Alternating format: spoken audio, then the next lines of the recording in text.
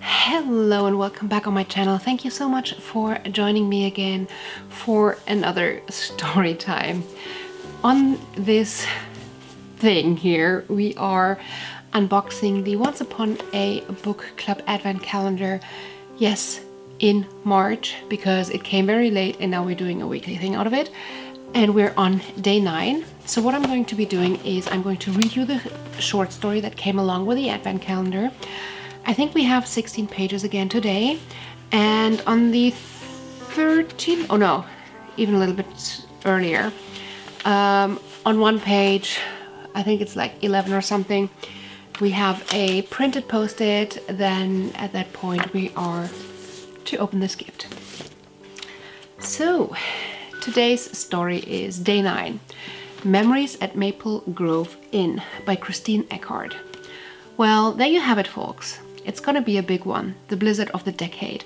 If you can, stay inside until the storm had passed and the roads have been cleared, the news anchor announced. This was not the first blizzard Genevieve Parnell had endured. Winter always meant a lot of snow in Mapleton, and sometimes that meant the occasional blizzard. The last one had hit over 7 years ago, but Genevieve had felt like that one wasn't so extreme as the word blizzard usually describes. Today, everything she saw, from the weather app on her phone to the news on the TV, said this storm was going to be worse than anything they had ever seen in a long time. For a lot of people, a blizzard meant they needed to do a little extra grocery shopping.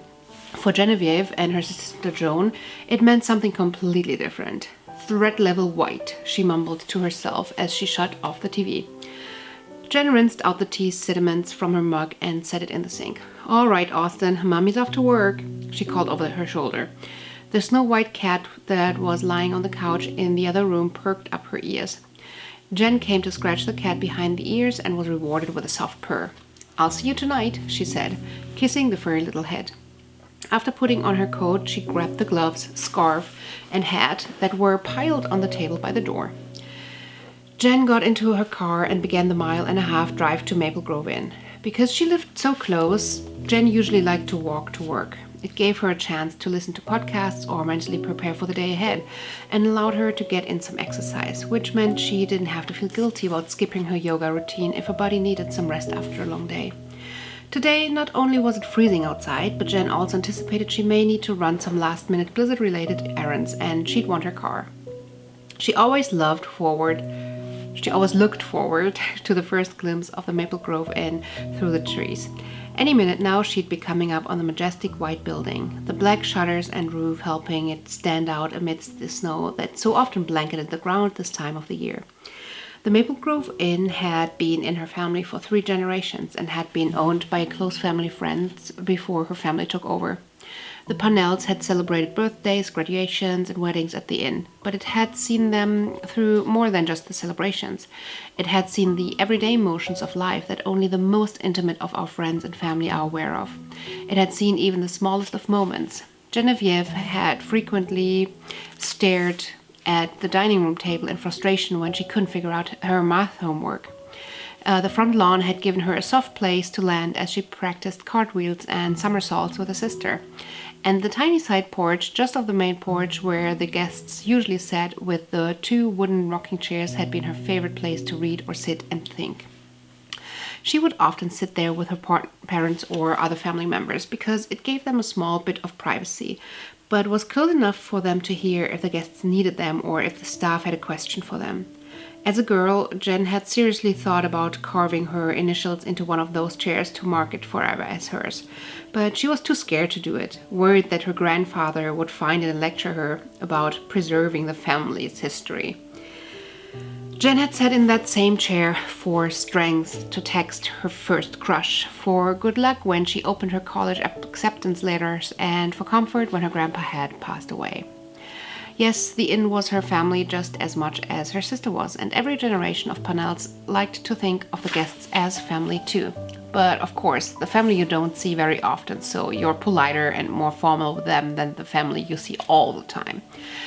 Jen pulled into the parking lot, grateful she didn't have to think about tree branches laden with snow falling on people's cars.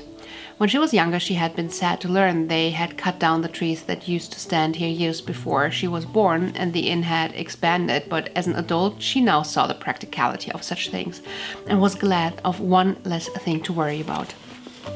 Making a mental note to replace one of the missing black ribbons on the evergreen wreaths that hung in the front windows, Jen walked up the path to the back entrance that led to their offices and the staff break room. Brooks, one of their newly hired cooks, was savoring a cup of coffee and some fruit. "Looks like a blizzard is headed our way," he waved at Jen as she passed. "Oh yeah," she said, coming to a brief stop. "Threat level white." And after seeing the confused look on his face, she added, "That's what we like to call big snowstorms anyway." Brooks chuckled. "That does make sense. We'll have a staff meeting about it in a bit. Make sure we're prepared for everything." "Sounds good." Jen waved a goodbye and headed for her office. She and Joan shared an office, a small cozy room with 2 desks, the comfiest couch they could find, and a fireplace. That was one of the best things about Massachusetts Inn. There was a fireplace in almost every room that immediately made you feel welcome and warm. "Threat level white," Joan announced as Jen passed through the open door. "I know, the warnings are everywhere." How does our usual 2-meeting plan sound? They had started to hold 2 staff meetings whenever something came up last minute like this to accommodate everyone's schedules and shifts at the inn. It also ensured no one was too cramped when they met in the break room. "Sounds good. What do you think, 10 and 8? Jen proposed the usual morning and afternoon time slots. "Yeah, I think we'll get just about everyone between the 2. "Perfect. Let's spread the word. Calls or personal delivery?" Joan took a sip of coffee. "Calls. I just got this coffee and I'm not walking away from it." "Okay then," Jen smiled. "I'll make the rounds." They liked to tell the staff in person about any emergency meetings. It was rare that they had to do such things, and the inn was small enough that it was easy to track them all down. Plus, standing around checking your email was seriously frowned upon while on duty, so no one would know there was an impromptu meeting. Jen headed back to the break room to see if anyone had arrived since she'd seen Brooks. After speaking to George and Bree in addition to Brooks, Jen turned back around to start toward the kitchen. A muffled thud stopped her in her tracks. Knowing full well the inn was not haunted, she had tested and overcome such fears as a child. Jen looked for the nearest source of the sound. It wasn't the sharp metal bangs or scrapes that normally came from the pots and pans in the kitchens. No, it sounded more like something fell over onto the carpet. Jen's eye flickered to the hall closet. When was the last time Dad cleaned that out? Nervous about the miscellaneous objects that may avalanche down on her after opening the door, Jen slowly turned the knob and eased the door open. "Oh boy," she moaned. There may not have been an avalanche, but there was definitely way too much packed into that tiny closet. So many odds and ends had found a home here, from seasonal decorations to flyers for past town events. As much as she'd like to clean and organize it, today was just not the day. There was a blizzard on the way and they needed to be prepared. One day, she informed the closet as she closed the door. One day she would be back to do some major organizing. Jen continued through the inn, speaking with the kitchen and restaurant staff and the cleaning staff. "Okay, so threat level white," Joan said, looking out over the assembled team. "As this is the first big storm at the inn for a few of you, we'll explain our strategies for everything as we hear from our teams." "So," Jen began, "how prepared are we for the storm? Randall?" Randall was the head chef at the Maple Grove Inn. He had been the sous chef when Jen and Joan were young, taking over for Linda, the previous head chef, when she retired. Jen liked the assurance Randall brought to this role. He had been working at the inn longer than most of the employees and acted as a friend and a father to everyone. We're pretty much set. The menu for the next week is already planned out. If the power goes out, we can easily adjust to use the perishable items first. Some of our deliveries are scheduled for later in the week, but they can't deliver today. What they can deliver today, we'll buy to make sure we're covered. We'll set up a schedule for overnight stays after the meeting. Good. Jen and Joan liked to start off with Randall for a reason. He had experience with emergencies like this and knew what needed to be done. He had even done many of the overnight stays himself, calling it a special evening. when he and his wife stayed in one of the available rooms, so they'd be together if he couldn't make it home the next day. When big storms like this come up, we like to keep at least one person from the kitchen, cleaning, and administrative teams overnight, just in case we're snowed in or out. Jen explained. That way, we can still care for any guests that are trapped at the inn with us as best as we can. Everything won't be up to usual standards, of course, if we're working with a reduced team, but at least we'll still be able to move forward. She could see heads nodding as she looked out over the gathering. Plus, Joan added, by the time we can dig a safe path, or by the time the storm calms down, another member of the team can make it to the inn to swap places with anyone on duty. How often do you get stuck here? Asked George, one of their most recent hires on the office team. It's very rare. Most of the time we do overnight stays. People just spend the night here and can leave and be back for their usual shifts, but we like to be prepared just in case. Randall looked at George. Remind me to tell you about the time I got stuck here with Mr. J and Mrs. C. I was making sandwiches by candlelight. Jen smiled. Though they went by first names here, Randall had insisted on calling her grandparents Mr. and Mrs. Randall, and slightly amended it to Mr. and Mrs., plus the first letter of the first name for Jen's parents. Now that Jen and Joan ran the inn, Randall had decided to modernize his nomenclature, calling the sisters Miss Jen and Miss Joan. She had been a girl when the blizzard that Randall referenced had hit Massachusetts. She and Joan had stayed at the inn with her parents, who wanted to oversee everything, and the sisters got a hands-on education of the emergency protocols for the inn. And speaking of candlelight, Nicole, Jen and Austin were all set up to stay the night. She had plenty of cat food, a litter box in the corner, and Austin was fine sleeping in whatever bed Jen slept in. Though the sleeper couch wasn't as comfortable and spacious as her regular bed, it was good enough to spend a night or two on. She and Joan had purposefully put a small couch that doubled as a bed in their office. It was useful if there were any emergencies and they needed to spend the night, or if they had been working long hours during a wedding and just needed to crash. Joan had 2 small kids that would have to stay home from daycare and school during the storm, so Jen volunteered to stay. Joan would stay overnight whenever the next emergency came around. Hopefully that was a few years ahead of them and the kids would be older by then. All right, Austin, are we all ready for bed? The cat meowed and zoomed around the small room in response. Guess not. Jen knew that when the cat grew tired, she'd curl up in bed. Jen, however, was already exhausted. It had been a long day of preparing for the storm. It wasn't supposed to be bad until later the next morning, but when it came to storms like this, it was better to be safe than sorry. Jen crawled under the covers and squished the pillow underneath her head until she found the perfect spot. After double-checking the alarm on her phone for the next day, she picked up Pride and Prejudice from the floor and began to read. Jen woke up in the middle of the night after a dream about a guest loudly complaining that giant maple donuts were invading the inn. True, it was annoying, but it smelled like syrup everywhere, and Jen found that rather pleasant. She had been trying to assure the guests that there was no way they could have foreseen the invasion of giant donuts, and though they were somewhat unprepared, the entire Maple Grove team was doing their best to rectify the situation. Giant donuts are not attacking us, she mentally told herself. The dream had seemed so real that she thought she could still smell the maple glaze. But there definitely was something going on outside. She could hear the wind whipping through the trees and around the building, a soft whistle announcing the coming storm. At least it's not giant donuts, she silently added, and she turned over and drifted back to sleep. Giant donuts were definitely not surrounding the inn, but the blizzard certainly was. Jen had been awake for a few minutes and was luxuriating in the coziness of the bed when her alarm went off. There were several texts from her sister and some from a few friends and employees from the inn, all relating the same message. The storm had come early. Jen slid back one of the curtains to reveal a maelstrom of wind and snow. She couldn't see a thing. Turns out staying the night had been a good call. There was no way she could have walked here in the storm. As bad as it looked, the electricity at least seemed to be working fine. For now, anyway. Austin softly meowed as she weaved back and forth near Jen's legs. "We're okay," Jen assured her. "We're safe inside." The cat sat down on her hind legs and stared at Jen as if to say, "Of course we're safe. I just want breakfast, please." After feeding the cat, Jen quickly got dressed. Now that the storm was here, there was a lot for her to check on. Maple pancakes or oatmeal, Miss Jen? Randall asked as soon as she walked into the kitchen. How could I possibly turn down your maple pancakes? No one's been able to turn them down yet.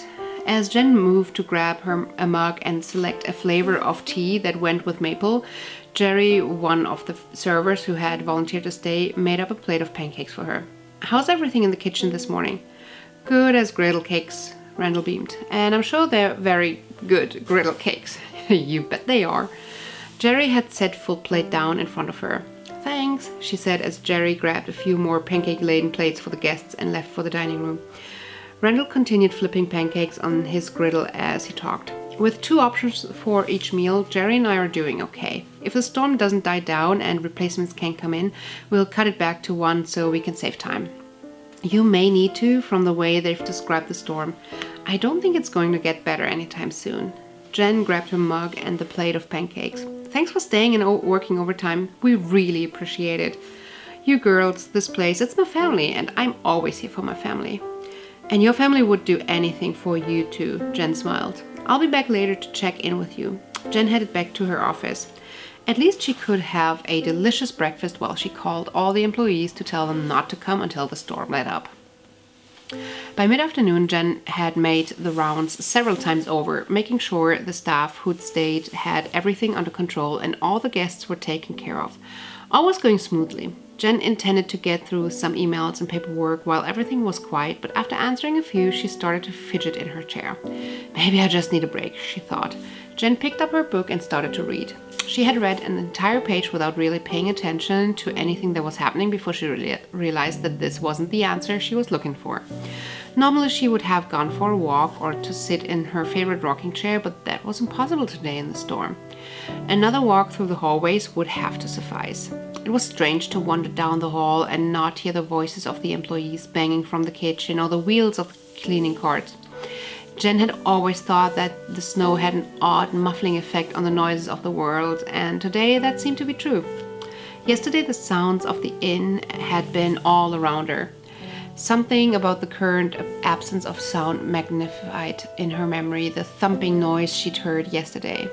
I said I'd be back, she thought. As she neared the closet, she felt the nervous energy that was plaguing her to sharpen and focus on the mysteries that were contained in the closet. Jen had taken most of the boxes and piles back to her office to sort out so she wouldn't be making a mess and a fire hazard right in the middle of the hallway. She left the boxes to extra Maple Grove Inn pens and notepads where they were. They were heavy and didn't need to organize those. All she had to do was put a label on them later. She'd found all kinds of things in her organizing endeavor. Way too many loose rubber bands and paper clips, old press clippings about the inn or other inns they wanted to learn about, a stack of old room menus that she needed to recycle, and mini bottles of lotion and shampoo they had been testing when they were considering changing the beauty line they carried. Her phone rang and Jen scanned the room full of boxes and piles to find it. You'll never guess what I'm doing, Jen informed her sister when she answered. Riding the mattresses down the stairs? Joan guessed. They had seen it in the Princess Diaries and decided to try it on the inn's big staircase when they were little. It had worked better in the movies, but it did give them hours of fun and giggling. No, there are people here. Googling cat costumes? I'm at work, you know. Joan feigned a sigh. Fine, what are you doing? Going through that hall closet by the office. Oh man, I haven't looked in there in a while. Is it bad? Well, we have stacks of hotel service cards from the 1960s, so yeah, I'd say it's bad. Yikes. Hey, Sam, no standing on the couch, please. Joan's voice was distant as she called to her daughter. How are the kids? Jen asked, placing an old newspaper in the recycling pile. Anxious to play in the snow, but are satisfied with watching Disney movies for now. Ah yes, the captivating power of Disney. We know it well. Joan went back to the original subject. I called to see how everything was going. The place must be quiet if you're cleaning the closet. Weirdly quiet. Plus, I just can't concentrate on anything else. Been there. At least it gives the staff some downtime. Don't want anyone to overwork because there aren't that many of you there. Very true. Randall only made 2 dishes for breakfast and for lunch, so he's clearly cutting back. That's impressive. Well, let me know if I can help with anything from here. Thanks, will do. Jen slid the phone onto the couch and took a sip from her water bottle. Time to attack those old boxes that had been shoved back into the corner of the closet. They had a thick layer of dust on them, so she could tell no one had touched them in years. Jen gingerly lifted the lid of the first box, trying to stay as dust-free as possible. On top lay a few newspaper clippings of her grandparents when they ran the inn. Jen put these aside. She'd have to find a frame or at least some plastic covers to preserve these. There were some drawings with her mother's name written haphazardly in crayon along the bottom. She began to suspect her grandparents had packed these boxes. It was sweet that they had kept the drawings with her, the newspaper clippings. To her grandparents, both of these things seemed just as important. But that's the kind of people they were, devoted to all of their family members. And now we get to open our gift. So excited to see what it is. It feels soft, but then also it's pressing the box open. So it's not like it feels thicker here. I'm excited. Okay. A patch of white with script handwriting caught her eye. Thinking she might be discovering an old letter or something, she reached in.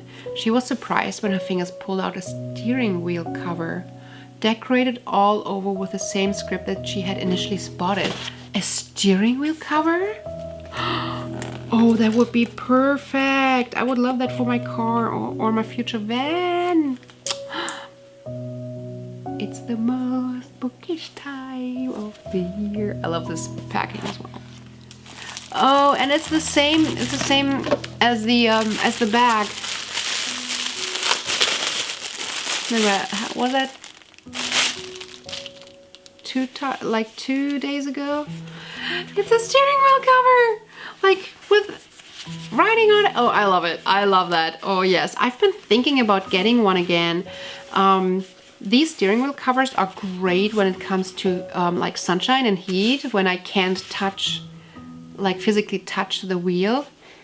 It smells a bit plasticky, but I hope that that changes. The quality seems fine. I love this. I'm gonna put this in my car and I'm probably going to move this over into the van. If it does not, like if the quality is okay, this will move into my van with me. I love it. I love it. I love it. I love it. I love it. I love it. Let's try and finish that story. I'm excited to see where this is going. And suddenly flashes of memories with her grandparents came back to her. Sitting on the side porch, reading books with her grandma, playing Monopoly with Joan when the grandparents were babysitting, and riding in the car with her grandpa, windows rolled down to let in the crisp fall air and the drums and horns of big band music blaring from the radio. Her grandpa had loved all kinds of music. There was always something playing on the record player that used to stand in the sitting room. But big band music and barbershop had always held a special place in his heart. And more than anything, Grandpa loved to sing, to enjoy the first-hand way of experiencing the music he loved so well. Jen was a modern woman in many ways, but she had inherited the love of this kind of music from her grandpa. She played songs performed by the Andrews sisters just as often as she listened to Ellie Goulding. Jen was especially fond of the barbershop quartet scenes in The Music Man. She loved old musicals, the clothes, the rapid-fire conversations, and the songs that wove the melodies into your head and the harmonies into your heart. The songs that expressed love and longing better than any modern-day love ballad, and the tunes and humorous plays on words that made you chuckle or even laugh out loud. Jen held the steering wheel cover, gently tracing its curved outlines. My dearest darling, my little rose, Jen could clearly make out the script that sat right by her thumb. That had been Grandpa's pet name for her grandma. So apparently that should be on here, but there is no wind, motion of the horizon, but motion of the horizon, but there's no wind of the... I don't think it's supposed to make sense. Okay. But in the story it does. Sometimes it just came out in speech as dearest or darling, sometimes Rose or Rosie, but in letters and cards it always just like this. My dearest darling, my little Rose. And then the lights flickered and everything was hidden in darkness. Jen was hoping they'd get through the storm without losing power, but she knew the reality was that they had been lucky to retain the power for so long. The faintest gray light coming in from the window helped Jen find her phone. She flicked open the flashlight app and light burst into the room. Using her phone, she found her way to the office closet where the flashlights and lanterns were kept. The darkness had prompted her into problem-solving mode. The memories of her grandparents hurriedly shoved to the back of her mind in favor of emergency plans for the inn and its residents. They'd need lamps in the kitchen, the lobby, and the sitting room first. Another phone light spilled into the hallway. "Oh, good, Jerry, can you take this into the kitchen? And here, save your phone," she told him, handing over a lamp and a flashlight. "Sure thing. There are a few more lamps in this closet if you need them to." Thanks, I'll be back for another one," he replied and headed to the kitchen. Jen spent the next hour distributing flashlights, checking on guests, and checking in with the staff members. They had set up some board games in the sitting room for the guests to play by candlelight. It was still too dark for books, and most people were trying to conserve the batteries in their phones or computers. Riddle was figuring out electricity-free recipes for dinner, and Daniel was checking the backup generators in the back room to see if he could get them working. With the commotion around the power outage, Jen had forgotten about her organizing project and the memories it had elicited. But now, in a momentary lull in activity, Jen's mind began to drift back to her grandparents and her parents and everyone who had helped the Maple Grove Inn grow and become what it was today. How many people had worked in this inn over time, made it their home for a few months or a few years, and contributed to the success and the warmth of the place? Her grandparents had been gone for a few years now. It was still strange to think of the world without them. Jen's mother had run the inn when Marion and Paul Parnell had retired, as she too had been brought up working there. Jen's father had helped out where he could, but his work as a teacher and now principal of the local high school had kept him pretty busy. "I miss you," Jen thought to her grandparents. "We all miss you." The lights flickered and came back on. Cheers and cries of relief could be heard coming from all directions within the Maple Grove Inn. The next few moments were full of electronic beeps of all tones and decibels, signaling that everything hooked up to the electricity was coming back to life. Lita Rose, I'm home again. Rose, a 4-part harmony sang. It was faint but clear, the beginning of one of her grandparents' favorite and therefore one of her favorite songs. Jen could hear it coming from the direction of their office. To get the sun back in the sky. The next part in the song came rolling toward her. Jen turned and took a few steps toward the direction of the song. The barbershop music continued as she strode down the hallway, her steps falling more hurriedly on the carpet as the song played on. What did she think she was going to find? It was a song that had brought her so much joy, so why did she feel nervous? But she had to see the source for herself. She had to know for sure. She was so close now, only a few more steps. The song was reaching a crescendo by now, all the passion and strength of the singers blending together to say, "So here's my love song, not fancy or fine." Jen had swung open the door to find her empty office just the way she had left it. There was a short pause in the music. Jen knew it well, but her heart seemed to pause along with it. "Lita Rose, oh won't you be mine?" The song continued. She picked her way through the piles on the floor to reach her computer. Sure enough, the song was pulled up on the screen and playing. The sudden return of the power must have restarted her computer, and when everything turned back on again, it had somehow started to play the song. Jen turned the volume down a bit. She didn't want to disturb the entire building, but she sat down in her chair to listen to the remainder of the tune. There may be a blizzard outside, she may be running on an inn full of guests with a reduced staff, she may be trying to organize the chaos that was the hall closet, but in this moment she felt calm, serene even. The harmonies continued to float through the air, the ribbons of sound twirling through the air and settling around her like a gentle hug. "We miss you too," they seemed to say. Jen closed her eyes, trying to stay present, to stay here in this moment, to enjoy a few more moments with her grandparents. She had heard other people relate impossible to explain scenarios of those they had lost, influencing events on Earth just to say hello to their loved ones. But Jen never thought that would happen to her. After all, she had the Maple Grove Inn. Signs and memories of her grandparents were everywhere within these walls. Now that the moment had come, though, she didn't want it to end. When final notes of the song faded, Jen pressed pause on her computer. She didn't want to be startled by whatever song the computer decided to play next. A few moments of silence passed, allowing Jen to cement the entire experience in her memory. With a sigh, Jen surveyed the room, her eyes wandering over the piles while her mind tried to access the best way to deal with all of them now that the power was back on. The best endings always start with the beginning, she said out loud to the room full of memories. It had been one of her grandfather's favorite sayings. As a child, she wasn't quite sure what to make of it. It was probably some adult gibberish she didn't understand. Now Jen understood that it was more about not letting the fear or worries about something get in the way. It was about starting and meeting those fears and worries as you came to them. Sometimes things you dreaded didn't even come at all. The power of beginning your task made the scary bits lose all their power. After a swig from her water bottle to fortify her for her task, she took a deep breath and stood. Just as she had made her way back to the center position around which she had been building her piles, the phone rang. It was Joan. "Hey, we got our power back," Jen was happy to report. "Ours is still out, but Jen, you will not believe what just happened." "Is everything okay?" "We're all fine. No one's hurt or anything like that." "Oh, good." "We were in the living room. Sam and I were playing with that puzzle thing you got for her birthday when Cameron just started singing Rosie, Rose, Rose, Rosie, Rose, Rose. And I swear it sounded just like that song Little Rose Grandpa used to sing." Jen wasn't sure how to respond. Her mind needed a moment to process Joan's story. "He just kept singing and I asked him what it was. He said it was the Rose song, which I think was already pretty clear, but when I asked him if he made it up, he said no and that he had heard it on my phone."